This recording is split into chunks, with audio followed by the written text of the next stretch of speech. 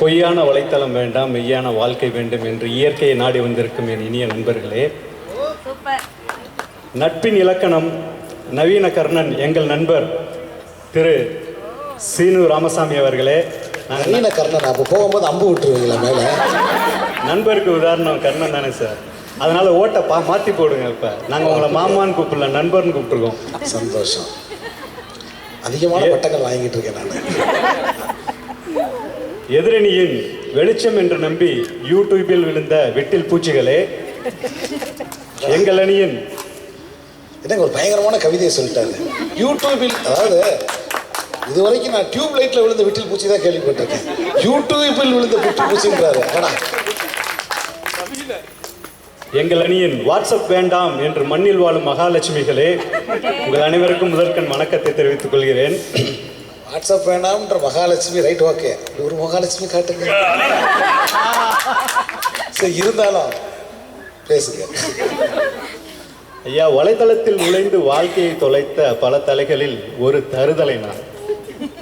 தருதலையான நான் தலைவனான நாள் வலைதளத்திலிருந்து விடுதலையான நாள், உடம்பை வளைத்த நாள்.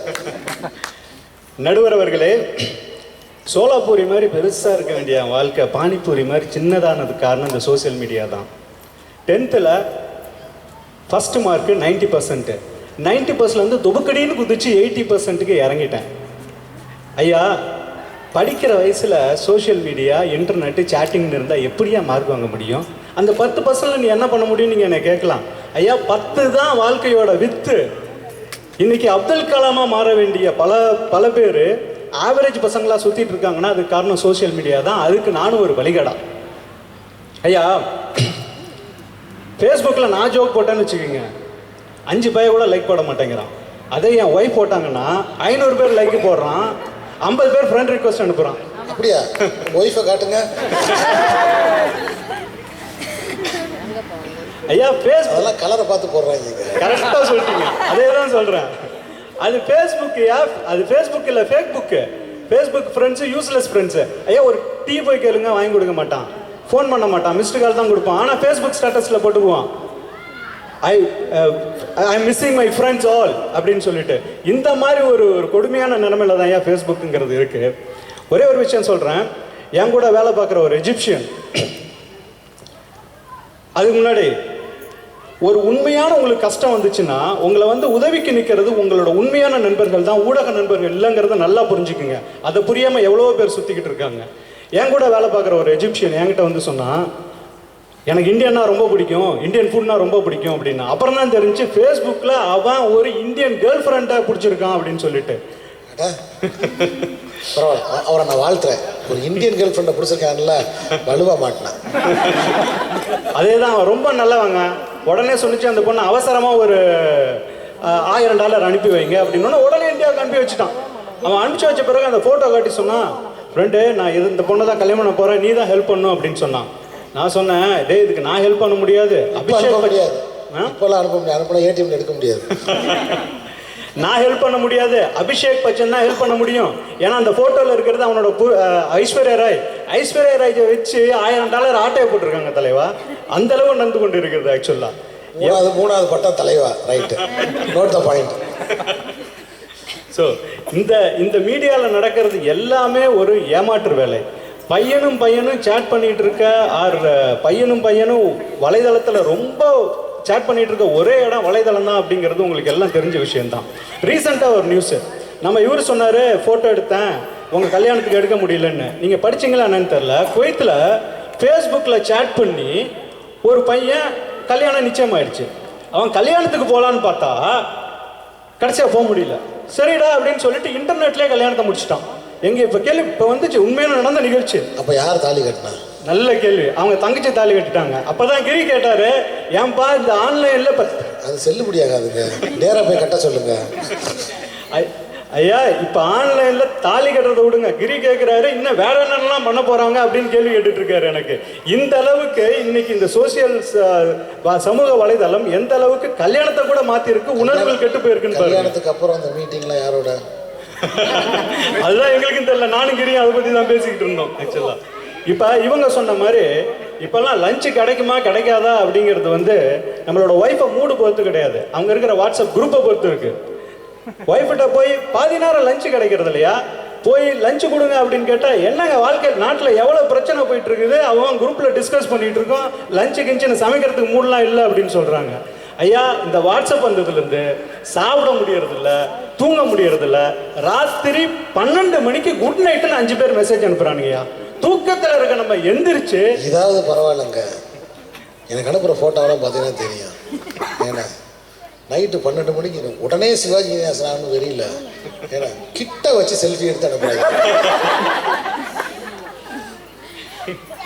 ஸோ 12 மணிக்கு நம்ம எந்திரிச்சு குட் நைட் அனுப்பணும்னு கோ டு ஹெல்னு சொல்லியிருந்தா நம்ம அனுப்பணும்னு நினைக்கிறோம், ஆனால் முடிய மாட்டேங்குது ஐயா. அதே மாதிரி பார்த்தீங்கன்னா ஒரு வருஷத்துக்கு முன்னாடி நம்ம தஸ்லீம் பக்கத்து வீட்டுக்கார பையன் சொல்லாமல், அவங்க அப்பா அம்மாட்ட சொல்லாமல் அவங்க பாட்டி வீட்டுக்கு போயிட்டான். அது தெரியாமல் பக்கத்து வீட்டுக்காரர் வந்து தஸ்லீம்கிட்ட, ஏன்பா எங்கப்பா என் பையன் அப்படின்னு சொல்ல, அவர் தான் நம்ம ஃபேஸ்புக் கிங் ஆச்சு ஆக்சுவலாக. உடனே பையனோட ஃபோட்டோ போட்டு காணவில்லைன்னு ஒரு 1000 பேரை டேக் பண்ணி வாட்ஸ்அப்பில் மெசேஜை போட்டு எல்லா இடத்துலையும் சுத்த விட்டார். கடைசியாக பார்த்தா பையன் வீட்டுக்கு வந்துட்டான். 1 வருஷம் ஆச்சு சார், இது வரைக்கும் பையனால் ஸ்கூலுக்கே போக முடியல. ஏன்னா அந்த மெசேஜ் இன்னும் சுற்றிக்கிட்டே இருக்கு. அவன் ஸ்கூலுக்கு போகிறப்ப பாதி வெளியில் கூட்டி இருந்தா அவன் பையன் கண்டுபிடிச்சிட்டான் அப்படின்னு எல்லாம் சொல்லிட்டு இருக்காங்க. ஐயா, இந்த மாதிரி மெசேஜ் தான் ஏன் ஊரில் நடந்துகிட்டு இருக்குது. நல்லா இருக்கு, நல்ல கற்பனை, நல்லா இருக்கு. ஐயா, நம்ம பாபு சார் வந்து சொன்னார் என்கிட்ட, நீங்கள் சுகமேன்னு பேசுகிறீங்க, ஸ்கூலுக்கு போகிறானா இல்லையா, எக்ஸாமில் வரப்போகுதுங்க, நீங்கள் சுகமேன்னு பேசிக்கிட்டு இருக்கீங்க, ஆனால் வந்து என்னோட வாழ்க்கை ரொம்ப சுமையாக இருக்குது, இந்த மேக்கப் செலவு செஞ்சு என்னால் பண்ண முடியல. ஏன்னா காலையில் பல்ல தேய்க்கிறாங்களோ இல்லையா, எல்லாரும் செல்ல தேய்ச்சிடறாங்க சார். அது மட்டும் இல்லாமல் இந்த பாஸ்வேர்டு, ஒரு பாஸ்வேர்டை 9 வாட்டி மறந்துடுறாங்க. கைரேகையை சேர்த்து ரேகையே அழிஞ்சு போச்சு சார். ஸோ ஒரே வழி ஃபேஸ் டிடக்ஷன் தான் மொபைலை பார்க்கறதுக்கு. இந்த ஃபேஸ் டிடக்ஷன் வந்து ஐஃபோனாக இருந்தாலும் சரி, சாம்சங் ஃபோனாலும் சரி, நார்மல் ஃபேஸை டிடெக்ட் பண்ண மாட்டேங்குது. அதனால் உங்கள் மேக்கப்லேயே இருக்கணும். ஸோ காலையில் மேக்கப் பண்ணிட்டு இருந்து நைட்டு வரைக்கும் அதே மாதிரி இருக்கிறாங்க. ஸோ பாபண்ண வந்து அழுகுறாரு, ஏன்டா மேக்கப் வாங்கணும், ஐஃபோன் வாங்கணும், செல்ஃபோன் வாங்கணும், மொபைலுக்கு பில் கட்டணும், இன்டர்நெட் பில் கட்டணும், வாங்குற சம்பளம்லாம் இதுக்கே அழுவ வேண்டியதாக இருக்குது, நான் எங்கப்பா சேமிக்கிறது அப்படின்னு சொல்லிட்டு. பயங்கரமான பிரச்சனை இருக்குது. 24 hours ஃபுல் மேக்கப்போட பார்க்கறதுக்குறது ஐயா, அன்னைக்கு ஆங்கிலேயர் வந்து ஆல்கஹால் கொடுத்து நம்மளை அடிமைப்படுத்தணும். இன்னைக்கு அமெரிக்கன் ஃபேஸ்புக்கையும் வாட்ஸ்அப்பையும் போட்டு நம்மளை அடிமைப்படுத்தியிருக்கான் அப்படிங்கிறத தெரிவிச்சுக்கிறேன். போதை வஸ்துக்கு அடிக்ட் ஆனால் கூட குணப்படுத்திடலாம், ஃபேஸ்புக்குக்கும் வாட்ஸ்அப்புக்கும் அடிக்ட் ஆனால் குணப்படுத்தவே முடியாது. இன்னைக்கு வந்து வாழ்க்கையில் முன்னேறினா ஃபேஸ்புக் அக்கௌண்ட்டை போய் க்ளோஸ் பண்ணிவிட்டு எல்லாரும் வேலைக்கு போங்க, உங்கள் வாழ்க்கை தரம் உயரும், உங்கள் குடும்பத்தோட நல்ல டைம் ஸ்பெண்ட் பண்ணுங்கள், நல்லா ஹாப்பியாக இருக்கலாம்னு சொல்லி நான் வாய்ப்புக்கு நன்றி கூறி விடைபெறுகிறேன். நன்றி, வணக்கம். ரொம்ப சிறப்பாக பேசியிருக்காரு நடிகர். ரொம்ப என்ன வந்து இப்போ செல்ஃபோன் தொலைஞ்சு போச்சுன்னா என்ன பண்ணுறது, செல்ஃபோன் தொலைஞ்சு போச்சுன்னா என்ன பண்ணுறது, அப்படி இந்த ஃபோன் மூலமாக என்னென்ன அக்கிரமங்கள் நடக்குதுங்க அந்த நாட்டில் அப்படின்னு சொல்லி எல்லா வரையும் எடுத்து வச்சிட்டாரு. ஒரு 3 பாயிண்ட் ரொம்ப ஸ்ட்ராங்கான பாயிண்ட்டாக இருக்குது. சமூக வலைதளங்களில் இப்போ நான் மட்டும் ஒரு அமைச்சராக, ஒரு நாட்டோட முதலமைச்சராக இருந்தேன்னா உடனே தடை பண்ணிடுறேன். அந்த அளவுக்கு ரொம்ப ஸ்ட்ராங்கான பாயிண்ட்ஸ்லாம் எடுத்து வச்சுருக்காரு. இவங்க என்ன செய்ய போகிறாங்கன்னு தெரியல. நல்லா பாடினாங்க, பேசுவாங்களான்னு தெரியல. இருந்தாலும் வாங்கம்மா வந்து பேசுங்க. திரு கலைமதி அவர்கள், திருமதி கலைமதி அவர்கள் வாங்க பேசுங்க. இங்கு கூடியிருக்கும் அனைவருக்கும் வணக்கம் மற்றும் நன்றி. அந்த இறைவனுக்கு நன்றி. இவ்வளோ ஒரு பச்சை பசேர்னு வெட்ட வெளியில் நான் எல்லா அழகான பெண்கள், ஆண்கள், குழந்தைகள் எல்லாரும் கூடியிருக்கிற இந்த ஒரு இடத்துல நாங்கள் பேசுகிறோம், நீங்கள் கேளுங்கள் அப்படின்னு சொல்கிற மாதிரி ஒரு நல்ல ஒரு களம் அமைத்து கொடுத்தமைக்கு நன்றி, அமைத்து கொடுத்தவர்களுக்கும் நன்றி.